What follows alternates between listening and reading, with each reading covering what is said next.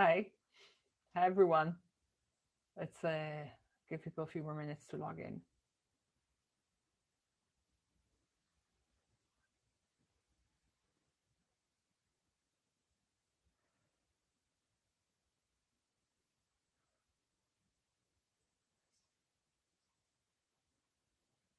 So I'll introduce myself in the meantime.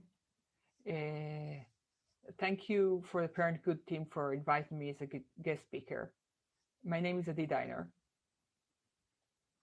I am excited to talk about ADHD. It's not my normal topic. In my background, I'm a physicist and I'm used to talk about other topics, but it's really very important to me, and it's my goal to make sure we have more data and parents know more about ADHD. And I want to share with you a bit about my journey and how I came to talk about this topic. Feel free to ask questions in the chat, or in the end of the talk, you'll have some time to unmute and ask questions directly. So a bit about myself. I have ADHD. I also am a scientist. My son was diagnosed with ADHD about 3 years ago. And since then, I started researching the topic, and I even founded my own company to try and solve some of the challenges. So what is so important about, or what's unique about ADHD? ADHD, there's lots of perceptions. There are lots of all sorts of ideas and thoughts, and people have strong emotions for and against. And in essence, it's a problem that isn't visible. So let's imagine our kids in life. They are kind of like in a race. They need to hit milestones. And us as parents can only encourage them from the outside. We can't help them. We can't make their work for them. ADHD is like a transparent obstacle. They don't see it. They just fall all the time or make mistakes all the time. And we don't see it. And the most important thing for us to do as parents is to tell them, we know there are real obstacles there. We know you're trying harder than anyone else. And we're here to help you solve that. And it's important for me to say that because, before the discussion about medication or any other treatment, for us as parents, the most important thing is to be there for our kids and to understand that there's no lazy kid. Kids have different ways of dealing with challenges, but the kid that doesn't try, it's because they're afraid to try or because they have a different problem. So a few words of what's ADHD. What is this thing all about? ADHD is not the inability to concentrate. ADHD is the inability to control what you concentrate on or when you concentrate. You'll find kids with ADHD that can play computer games of Lego or art. My son loves drawing, and they can all do it very well for many hours. There is even a situation that's called super focus, with people with ADHD forget to eat, forget to drink, they just focus. The problem is they can't control it. We can't control it. So the fact that something is important and I really want to do it well is not enough. If I love to do it, great. If it's urgent, then the adrenaline works like a drug in a way, and it helps. But that's very tough and challenging life. Other things that are not only concentration that affect people with ADHD is impulse control. It's harder to not say something. It's harder to wait your turn. That's why the combination of finding it hard to concentrate in class and the impulse control means many kids with ADHD will bother the class, will talk out of place. And that's not because they don't care. And the third part is working memory, is the fact that you ask your kid to go to their room and bring their bag, and they go to the room and they come back and I forgot. What did you ask me to do?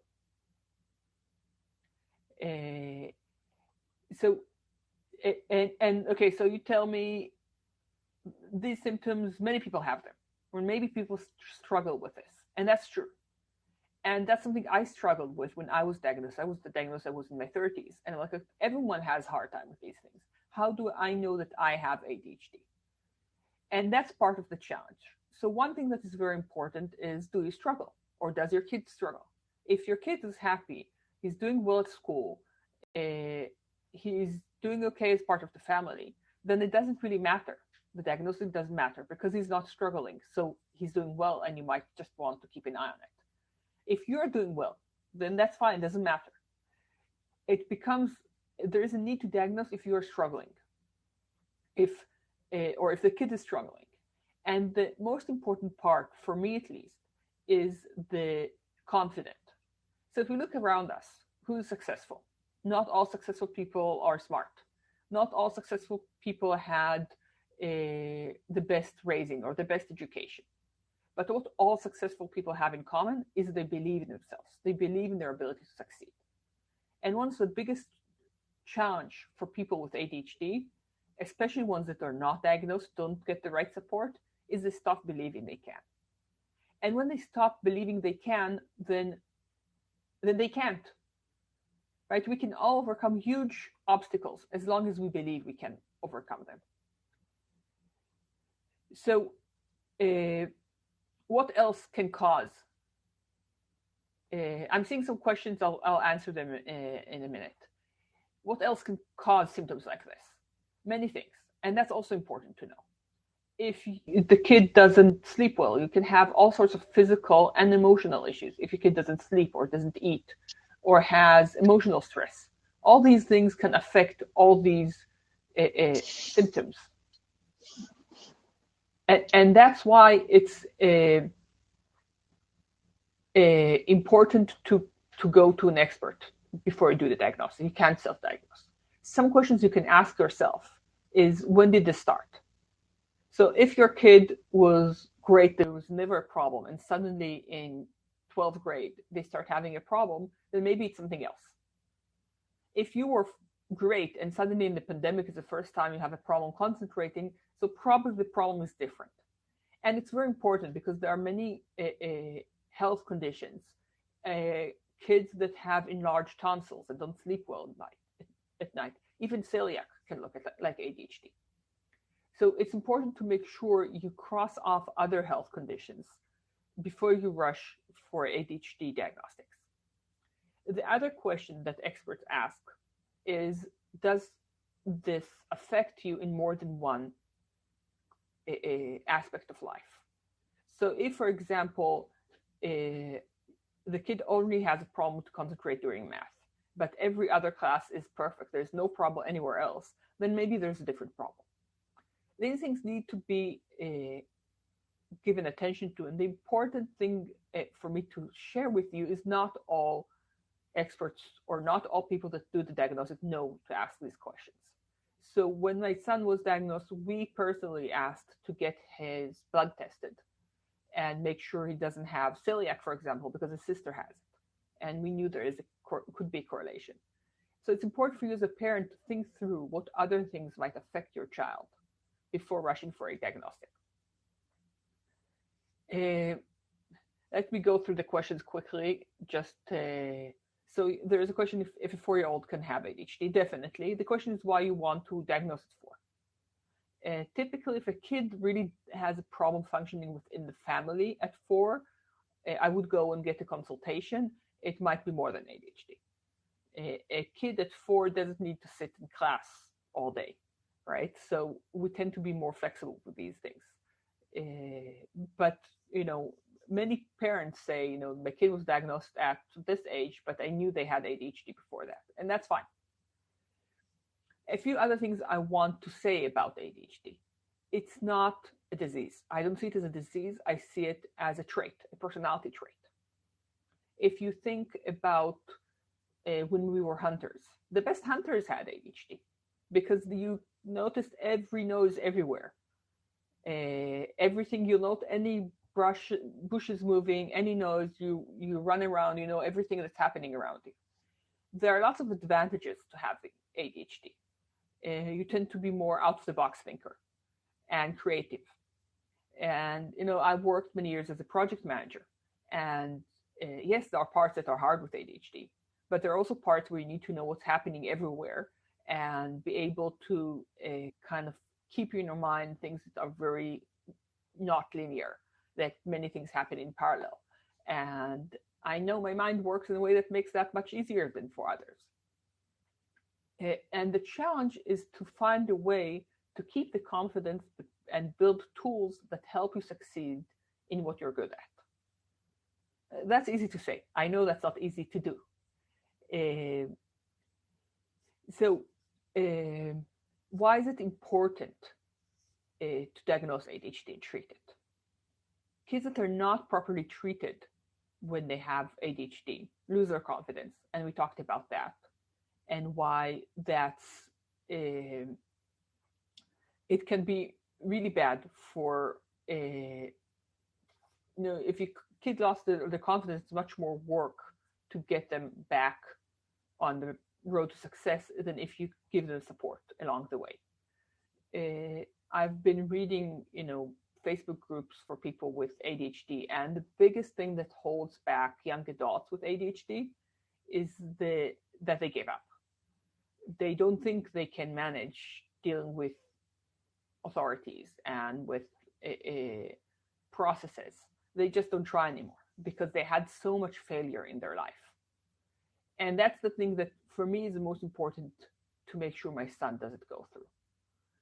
And when I talk to the school, and we talk about the schools, about how they can support kids with ADHD, the main thing I said is grades are secondary. The main thing is to keep his confidence up. And once we got him the feeling of success, the teacher said, yeah, once he has feeling confidence, then everything is easier. Now, this is a point that I realized about our schools that is true for all kids, but more so for kids with ADHD. Kids respond better to success. When my son was learning to ride a bike and I was trying to teach him, right? So I was running behind him holding the bike, and I told him, look straight, keep your head up, and all these comments. And he never responded to any of them, of course, because he was trying to handle the bike. If for 1 second he was doing the right thing, and I said, yes, you're doing the right thing, then suddenly he could continue doing it. And that's true for all of us. Schools tend to not give you the positive feedback. You get low grades, then you get low grades. It's negative. And it's a challenge to support the kids and give them the positive feedback, even though they're getting low grades.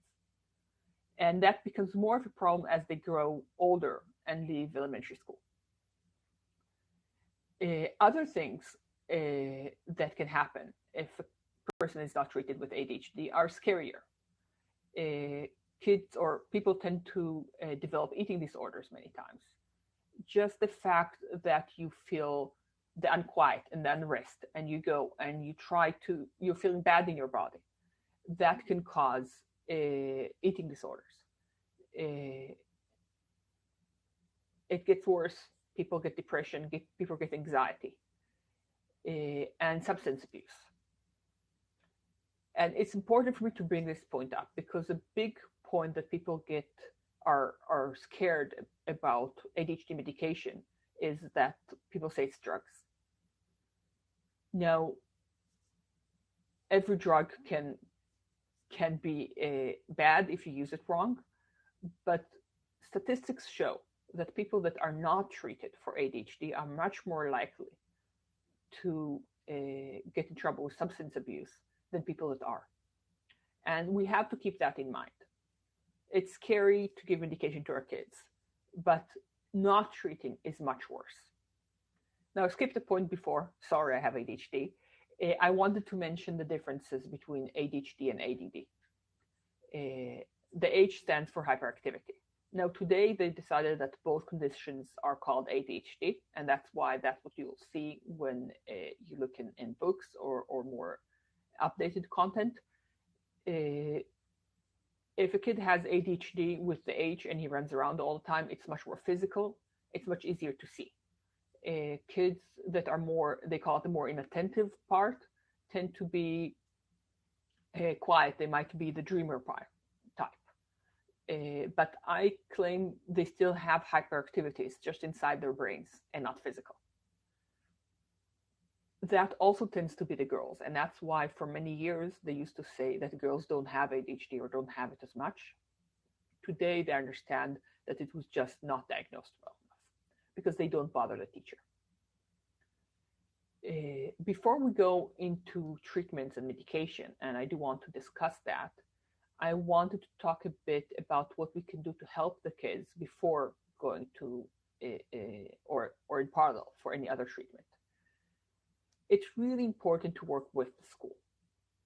It's important to form a collaboration, to understand that the school environment is not ideal. Most schools' environments are not ideal for kids with ADHD. They are expected to absorb passively, so listen to the teacher and not do anything. They are expected to deal with being bored, and people with ADHD are very bad with being bored. And many times they'll sit in class and then not remember that things were even discussed. I had situations with my son that I told him, "Why didn't you do this work?" And he said, "Oh, I'm supposed to do that after we talk about it in class, and we haven't talked about it in class." He was 6th grade, so not elementary school anymore. And he said, and I checked, and it turns out they did talk about it in class. He just didn't notice. Now, it's very frustrating, and it's easy to tell him, how can you sit in class for an hour and not know what people are talking about? But that's the situation. That's the truth of what he's feeling. And now the question is, how do we help him through that? So a few things that are helpful in general. If your kid needs to move around, he needs to get an opportunity to do that in school. Whether it's a seat that lets him wiggle around, you have a ball as a seat, or standing desk or other things. Have the teacher, especially in elementary school, if he sees the kid is unquiet and kind of restless, send him out for a chore, send him out to bring something. Realize that getting out of class and coming back in is helpful. Kids with ADHD tend to be overwhelmed if there's too much work, and then they can't start.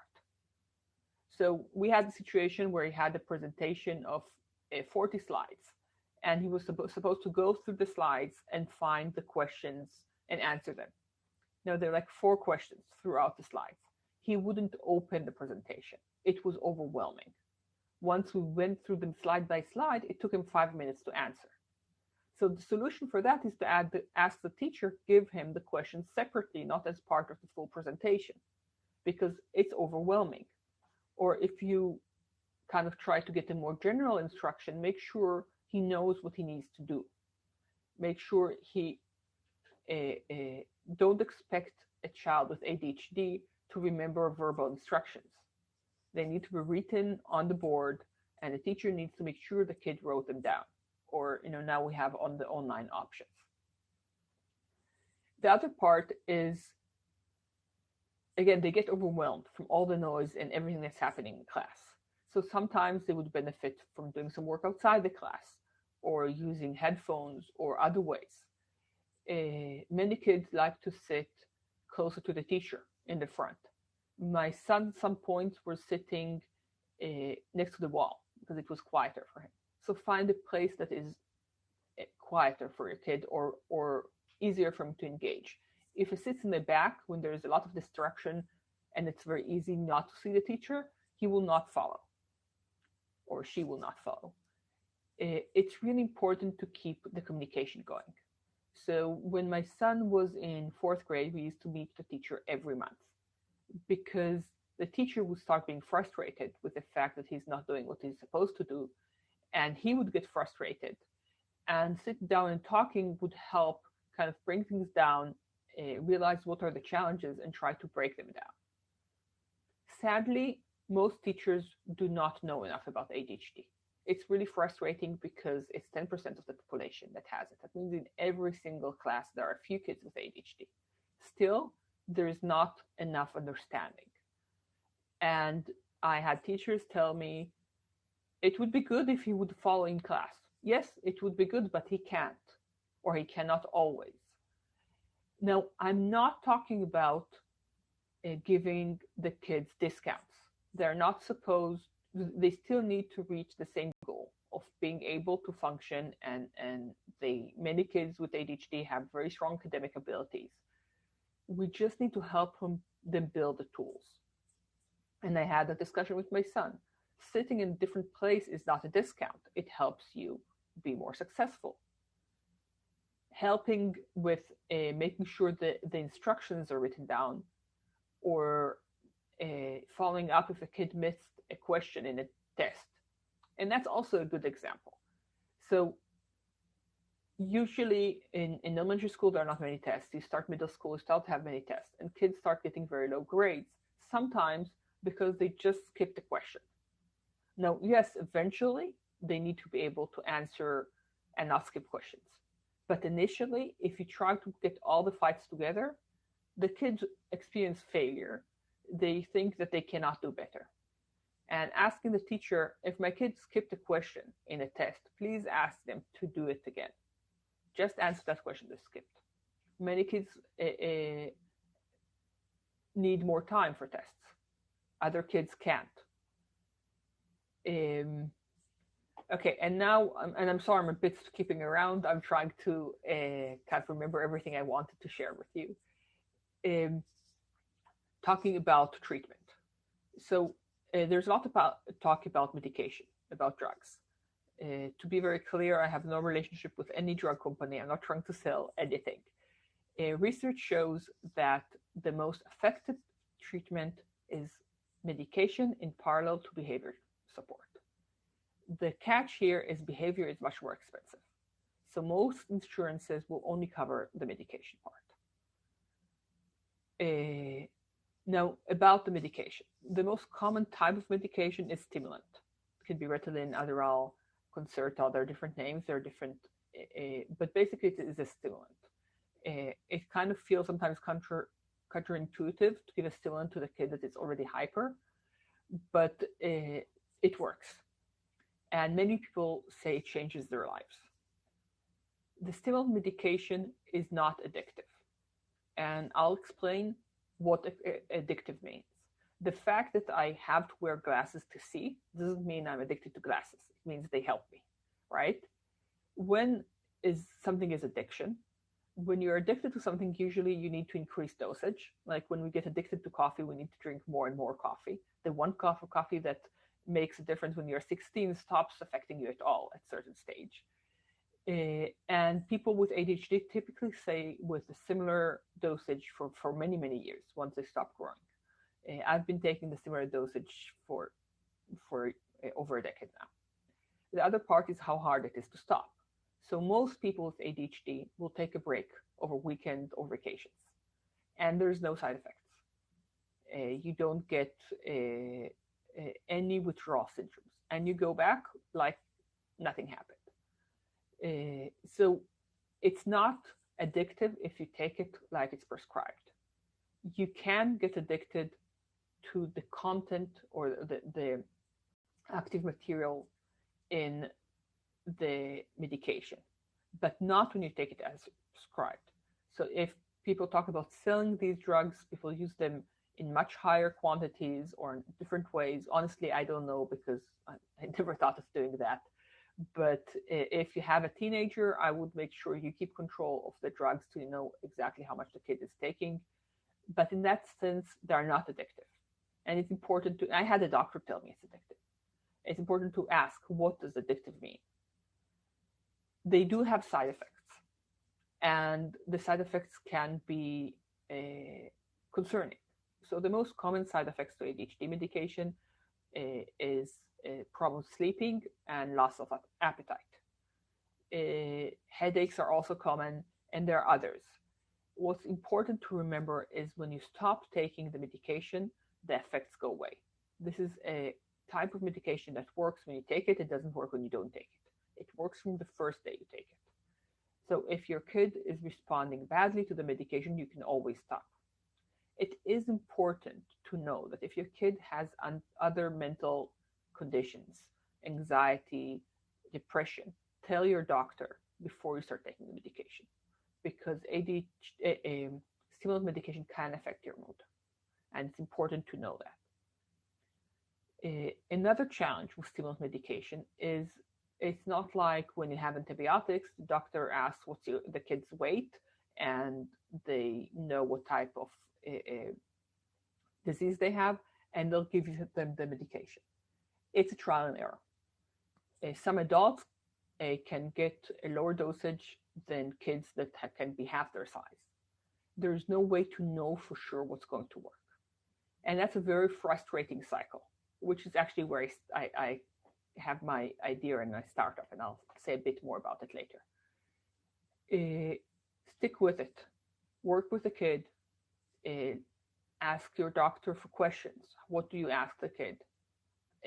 And try to figure out what works for them. If they have side effects, try something else or look for other solutions. I'm not an expert in, I don't know much, honestly, about behavioral treatment. I did not get any at any point. But there is a point that is important to understand. It's not enough to solve the attention issue. Kids with ADHD, especially if they're diagnosed late, struggle with figuring out how to handle their day. They tend to be more emotionally reactive to situations. So one thing you need to learn when you have ADHD is to recognize what triggers you. What triggers you and what makes you sorry, I'm getting distracted by the questions. I'll answer them in a second. You need to figure out what triggers you. What do you need to do to be able to achieve what you need to achieve? So, for example, just before this call, I had another call that was stressful for me. And I had to figure out and to use tools to calm down, to make sure I'm ready for this call. And I can see that on my son. He will react to something that happened in school more strongly than other kids. And a big thing is to teach them how to figure out, to recognize, I'm reacting now. And what do I need to do to calm down? Do you need to go and do exercise? Do I need to sit down in my room quietly? Figure out the path. And the first thing is to realize I'm struggling with this. So there are different coaches, there are different therapies. It's a challenge to find something that is working for your kid. And I have sadly no quick solution for that. Before I go to answer questions, I do want to restate the advantages of ADHD. So you'll find a lot of entrepreneurs, a lot of actors and authors that have ADHD. Because people are creative, people are out there. And it's important to recognize that there are advantages for ADHD, and we're not trying to shut them off. We're not trying to make the kids normal. We're trying to help them be successful with their ADHD. Now I want to respond to a point when someone says they don't want to make their kid a guinea pig while trying ADHD medication. I understand that. And I'm saying it's to the level I decided to start a company to solve this problem. So I definitely feel your frustration. The question is, what's the alternative? It's not a guinea pig in the sense these are all medications that are approved. It's not that you're trying something on your kid that was not tried before. The ADHD medications have been in the market for decades. They say they're the most tested mental medication. And that's why I started by discussing what's the alternative. Some kids are doing very well without medications. Then don't give your kid medication. Very important to discuss nutrition. My son knows he cannot eat sweets before school because it drives him off. He can eat in the afternoon. And thank you, Hadal, for reminding me to talk about the process of being diagnosed with ADHD. There is a large range. The way my son was diagnosed, I went to the school because we had a concern. They had someone sit in his class, and the teacher, and they said, oh, out of a full hour, the kid was on task for 5 minutes. Now, this was surprising because everyone told me there is no problem. And a kid is supposed to be able to be on task with his class. So that was the start. Then there are questionnaires that the teachers and the parents fill. And then he had a meeting with a counselor. And basically that was it for the diagnostics. Now there are other levels you want many times to do. So there is a more thorough diagnostic process that includes looking for other learning disabilities because they can be mixed.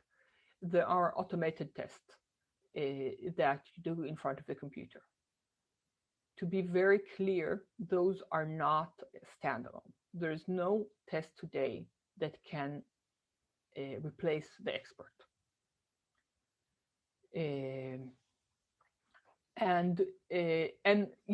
Diagnostic is basically, in the end, it falls on finding someone that is an expert and knows and diagnoses people with ADHD. So it's important to find someone that is experienced doing that. The ongoing care is done in most cases by the pediatrician, not by the expert. So after my son was diagnosed, initially we didn't start with medication. He was in 4th grade, he was doing fine in school, and I wanted to use that time to figure out other ways for him to cope. And in 6th grade, we did start medication because he needed it and he was starting to fall behind and be frustrated. At that point, I went to his pediatrician and she told me, yeah, the pediatrician give medication. Psychiatrists apparently are very full and they are not available. Now, I know going to a psychiatrist with your kid is hard, but those are the experts for ADHD. There are some neurologists that care for kids with ADHD, but mostly the experts are psychiatrists. A few other questions.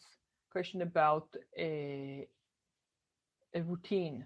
How important are routines and schedules for kids with ADHD? It's really personal. Some kids really need the routine. Some people go crazy with the routine. I believe in a routine in the morning that makes the mornings easier. And basically think where is your hardest time of the day. So I can tell you that I know a family where their hardest time is the morning. It's hard to wake up in the morning. And they made sure everything is ready the day before. And I know another family that for them the evenings are hard. The parents are tired, they don't have patience, and they would rather deal with things in the morning. So it's very personal, and you need to know what's good for your kid. And it's important to, and that's process. I think that's the most important thing when you have a kid with ADHD is to figure out what they need. There's no one solution for all. I have a question, how do I know I have ADHD? So as I mentioned before, problems concentrating, impulse control, and working memory, and that it has been a struggle throughout your life. Basically are the kind of top level questions, but you do need to go to an expert. Now, a quick note, I know we're all parents, but it's much harder to find experts for adults with ADHD. Adult psychiatrists many times do not know enough about ADHD. So that's a challenge. And if someone asking about 504 plan, definitely you want a 504 plan. So a few words about the options. So you have a 504 plan, talking US now, I'm sorry if there are people here from other countries.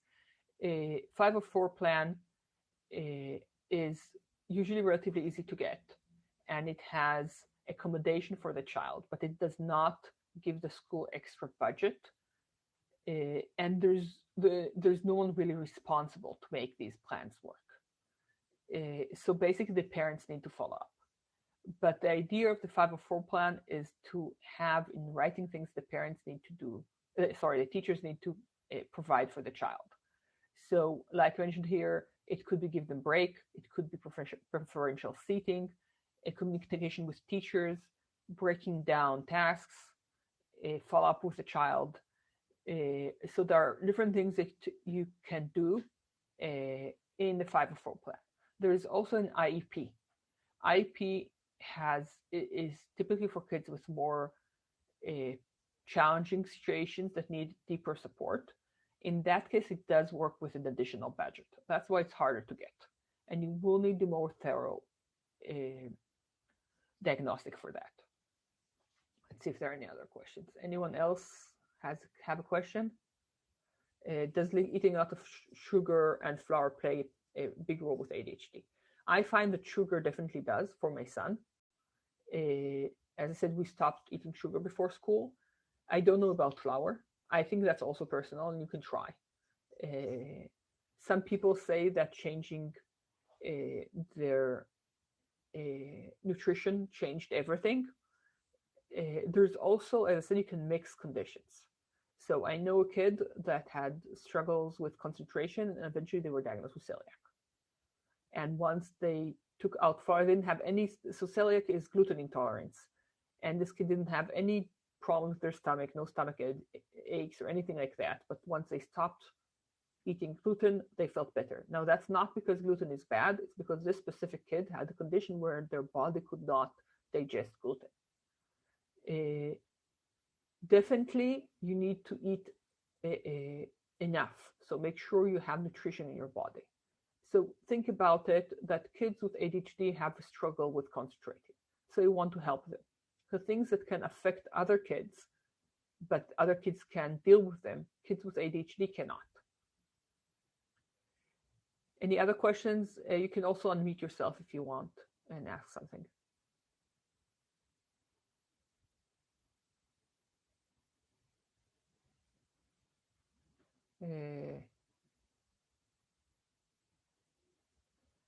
So in terms of what's the right time to check out or to test your child for ADHD, I think it's when it bothers the child or the school.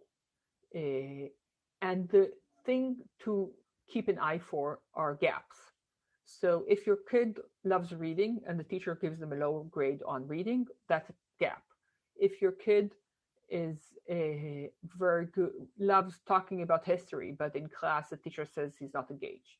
If you see gaps, other gaps before your kid's ability and the grades or the performance in class or what you hear in class, that's one path. The other part is if you know you have a kid that has abilities and he comes back and starts saying they're stupid.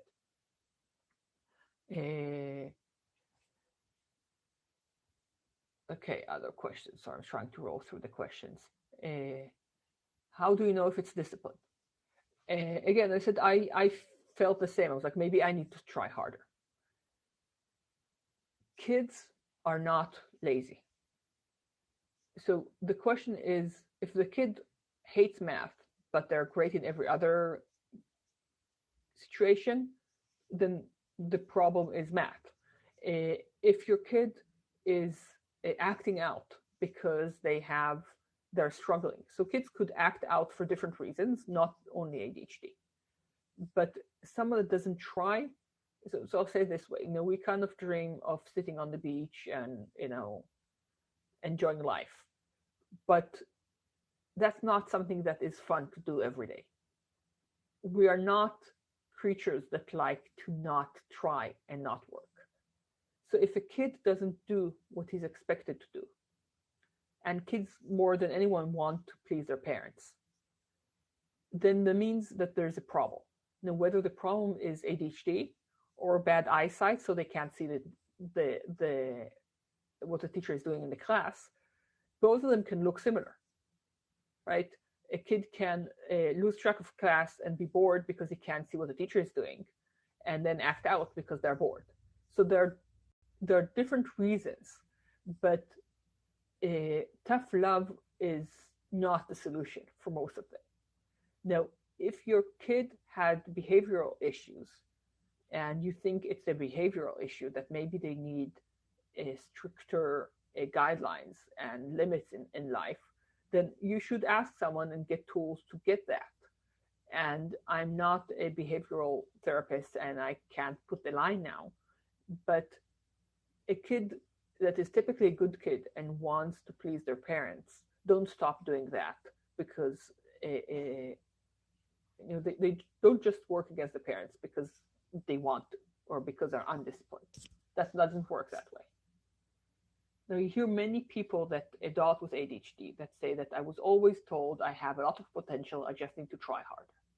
Now, imagine how frustrating it is to have people tell you that and you try as hard as you can, and you keep not succeeding.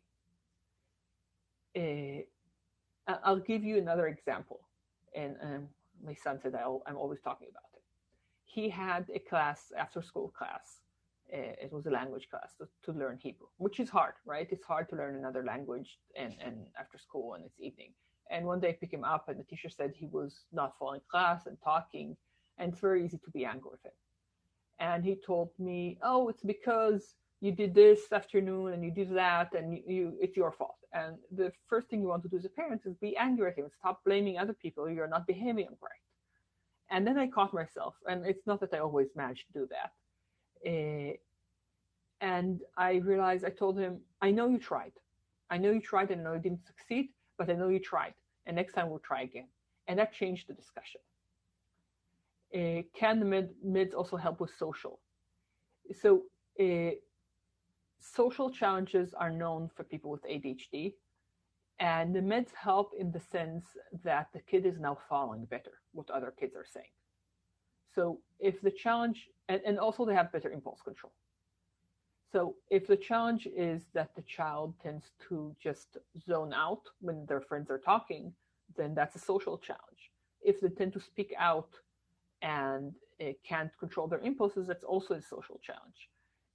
But that's not, again, meds are not a magic bullet. So if a kid has significant social challenges, I would think they would probably benefit from getting behavior treatment or other types of a group therapy to support them and basically give them the confidence. Because I really believe that confidence is a lot of what is needed. Anyone else?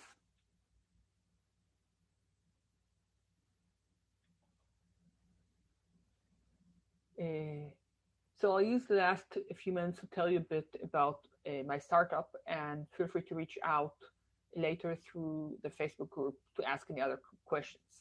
So the question that came up here about how do you figure out the right medication, not having kid being the guinea pig, the biggest problem is it's really hard to know.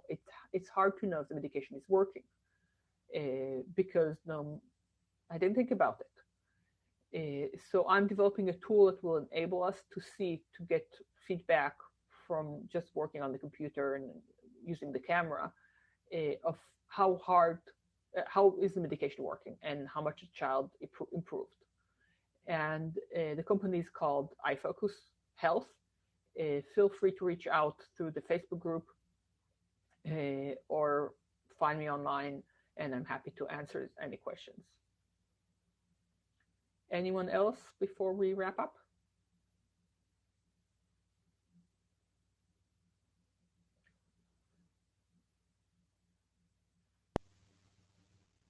Okay, so thank you everyone, and thank you Adal for this opportunity to talk to this group.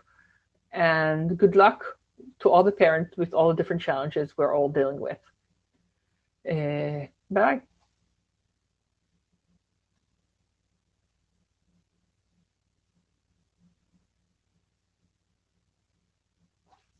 Sorry.